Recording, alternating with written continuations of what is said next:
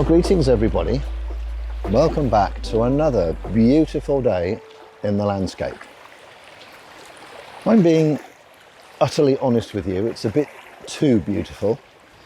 In fact, it's probably a better infrared day than anything else, but I kind of don't always want to lean on infrared every time the sun comes out, so I'm experimenting, I'm trying. And after all, that's the best way to learn, isn't it? Just keep looking for people behind me. So, I mean, you can see my subject. You saw it in the introductory piece. A shoreline, a jetty, a landing stage, a dock. Call it what you will. And because of the strength of the light, kind of suits black and white. So I have my fpL in black and white mode. I'm capturing RAW plus JPEG, so it'll give me a black and white JPEG and a color RAW, and then clearly I can play with it in software if there's one that, you know, particularly ticks the box for me. I have a polarizer to just control the glare that's sitting off this rock here. And it also takes a little bit of the glare off the water, and I've also got a grad across the sky just to hold some detail back. I mean, there's not really a huge amount going on up there, but I'm trying to give it the best job that I can and give myself the maximum opportunities. Now, some of you who've been with me a while, you will know that I've been playing with film photography. And I published a video a little while ago where I was playing with black and white film and with colour filters, with mixed results. And that video prompted lots and lots of really useful, constructive and helpful comments from those of you that know a lot more about using coloured filters with black and white photography, certainly than I know.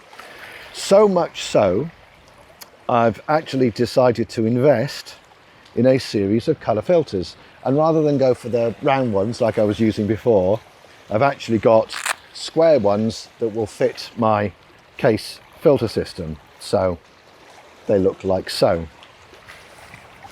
And what we're going to do is, using this scene as a foil, I'm going to actually play with each of the filters, stick them in and see what the result gives me, what the result looks like. Now you can see the colours in the scene. There's lots of, I would say there's a bit of yellow, there's a bit of orange beyond, quite a bit of green, not a huge amount going on up in the sky. There's a little bit of blue, but not a huge amount, and there's probably a touch of blue in the water. So it's sort of more like a typical black and white scene, I suppose. You know, a normal view of the landscape, but it says more about texture and shape and lines, which is kind of why I'm leaning on the black and white option. Right, so I'm going to move you guys and put you behind the camera. I'm sitting in the shade, so hopefully you should be able to see the camera when I do this. And then, yeah, we'll stick the filters in one at a time, and we'll see what we get. Right, let's move you. Okay, so we're now behind the camera. Clearly, there is our scene. 3 rocks, or 4 rocks, sorry, maybe 5, arranged in a row, in a sort of a semicircle, holding the bottom of the frame. Some beach here in this corner, bit of the landmass in that corner, and our jetty reaching out into the water. I can't really lift the exposure anymore because the sky is ridiculously bright. What we ought to do actually is just take a reference image. So let's do that very quickly. There we go, let it write to the card. There we go. There's our reference image. Ignore the blinkies up above. I'm sure it'll be fine. Let me check the histogram very quickly. Yeah, histogram's fine. Right, so let's try the orange filter. Ta-da! And we'll stick that in the slot nearest the lens, trying desperately not to change anything. Now, so what did that give us?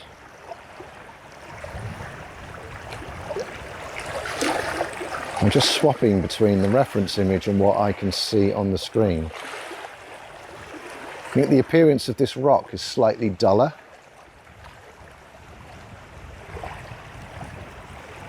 Not sure. Let's take the image anyway.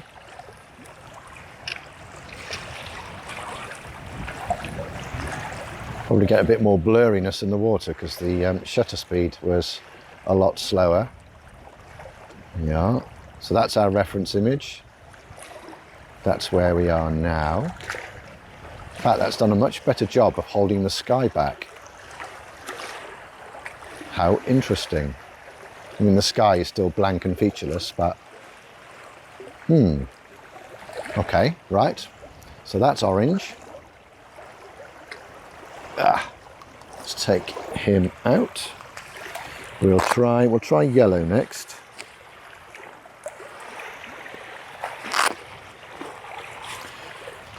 I'm sure one of the comments said to me that the yellow filter was sort of like the everyday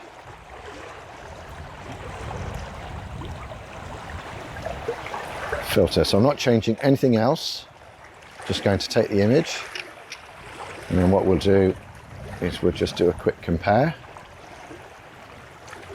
1, 2. So that's where we started with. That's orange. That's yellow. So it's not held the sky back as much. I think it's a lot more contrasty than the first one. How interesting. How interesting. Okay. So let's take the yellow one out.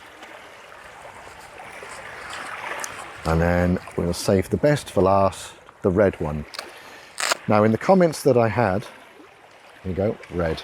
In the comments that I had, I'm sure one of them actually said to me that the red filter should be used with caution because you actually are blocking an awful lot of the visible spectrum from reaching the sensor or the film.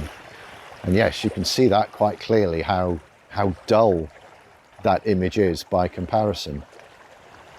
And now, look at the exposure, 1.6 seconds. Whoa. Right, let's take that. Wait for that to write to the card. Yes, you can see the impact of the long exposure right there. So that was our starting point. That was orange. That was yellow. That was red. Out of all of them, my yellow one is the one that I like the most, actually.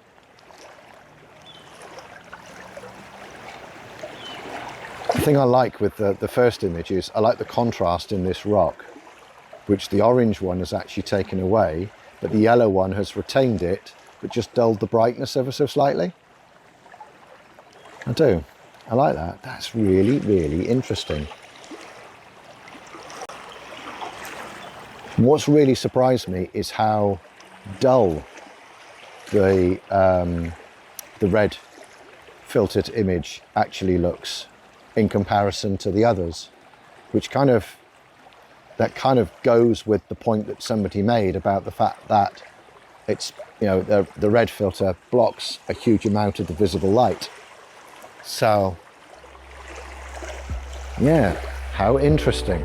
How very, very interesting.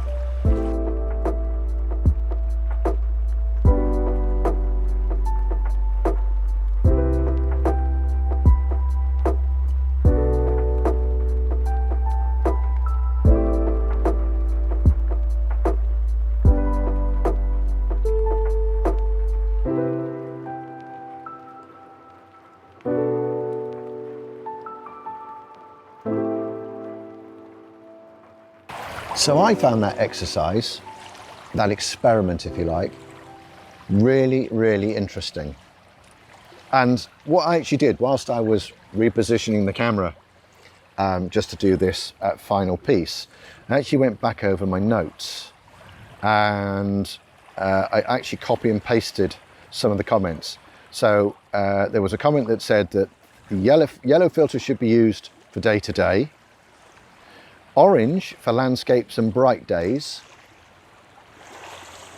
I think out here actually the orange had a slightly detrimental effect, I don't know.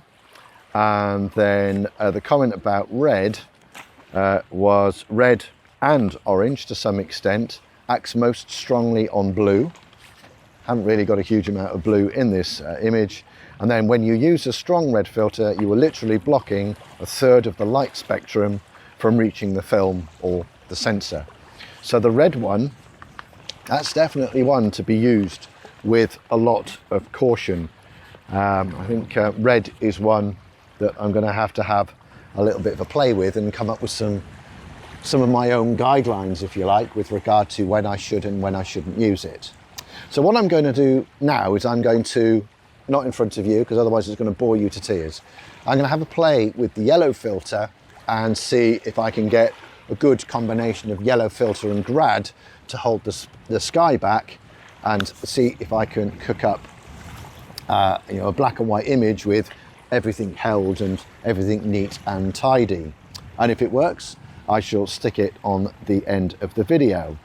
If there are any other comments, advice, experience that you guys can share on using these things, then please do so. As you can see, I am responding to the advice and guidance that you guys are giving me, and I'm taking that on board and I'm playing with it and trying to learn and develop the skill.